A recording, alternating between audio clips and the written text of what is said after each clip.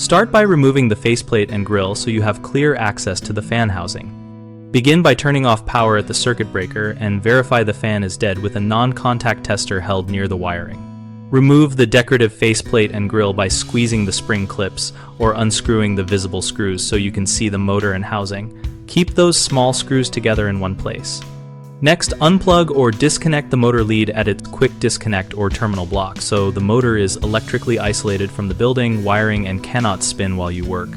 Unscrew the fan housing mounting screws that attach the unit to the joists or to the adjustable hanger brackets, supporting the housing with one hand as you remove the final fasteners.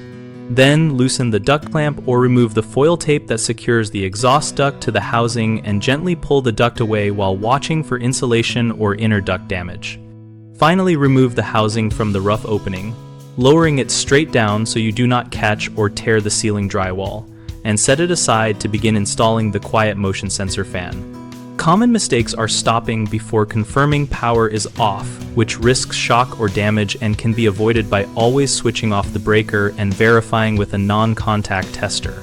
Another issue is yanking the duct, which tears the flexible duct or disconnects insulation. Instead, loosen clamps and gently slide the duct off while supporting it with your free hand. A third problem is losing screws or mounting hardware, which makes reinstallation slower and less secure. Keep fasteners in a labeled container and photograph the original mounting orientation so you can reproduce it for the new unit.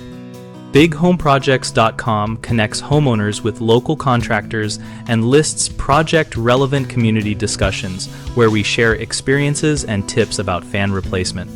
We help contractors find work by letting them join conversations, respond to homeowner questions, and post their services so we all benefit from more informed projects.